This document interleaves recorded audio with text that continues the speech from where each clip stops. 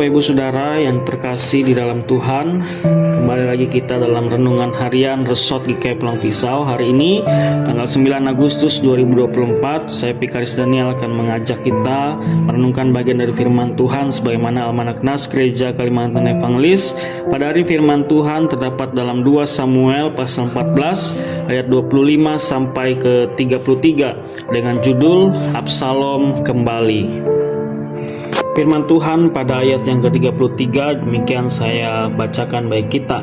Kemudian masuklah Yoab menghadap raja dan memberitahukan hal itu kepadanya. Raja memanggil Absalom dan ia masuk menghadap raja, lalu sujud ke hadapan raja dengan mukanya ke tanah. Lalu raja mencium Absalom.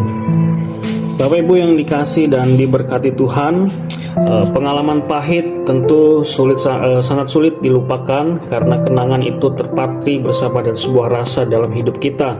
Maksudnya setiap kali kita teringat pada kejadian yang tidak mengenakan kita, kepahitan dan kesedihan misalnya, ya, pasti akan sulit untuk kita lupakan. Nah, dalam 2 Samuel pasal 14 ini kita bisa melacak bagaimana akar kepahitan di dalam keluarga Daud. Tamar menyimpan rasa sakit akibat perlakuan yang tidak terpuji oleh Amnon, kakaknya sendiri. Bahkan Daud menyimpan rasa sedih akibat kematian Amnon yang dibunuh oleh anaknya sendiri. Nah, Absalom yang menuntut balas dendam. Absalom menyimpan rasa sesal karena membunuh saudaranya dan kini harus hidup di dalam imajinasi. Ya, ketika seorang mengalami kepahitan dalam hidup, ia cenderung untuk memendamnya. Orang bisa saja menutupi luka batin dengan senyuman seolah-olah tidak ada kejadian apa-apa.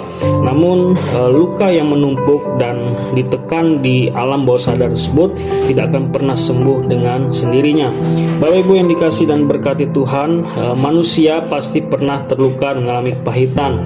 Namun bertumbuh di atas akar kepahitan tentu tidak akan menghasilkan buah yang baik. Belajar dari Daud, ia tidak menyangkal rasa sakit di hatinya karena kasus tindakan yang tidak terpuji yang dilakukan di antara sesama anaknya.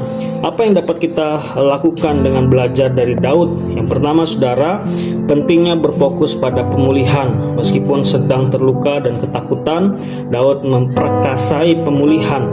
Gerakan keluar dari diri sendiri untuk berani menjangkau orang yang menyakiti kita adalah proses dari pemulihan itu sendiri. Dan yang kedua, gerakan keluar dari luka diri tidak berarti menyangkal luka. Ya, oleh karena itu jangan berusaha untuk melupakan.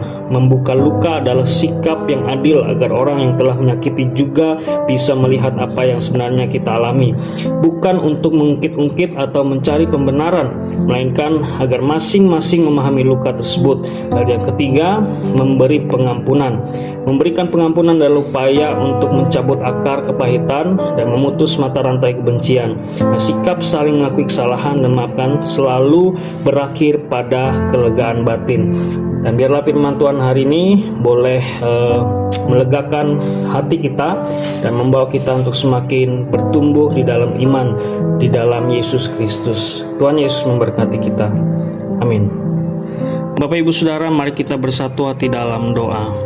Bersyukur Tuhan untuk firman yang boleh kami dengar saat ini. Biar firman ini tidak berlalu begitu saja dan pendengaran, tapi boleh benar-benar tinggal diam dalam hati kami, berakar dan kuat, mengalami proses pertumbuhan yang baik sampai pada saatnya nanti menjadi buah berkat bagi setiap kami yang mengerjakan firman dalam hidupnya.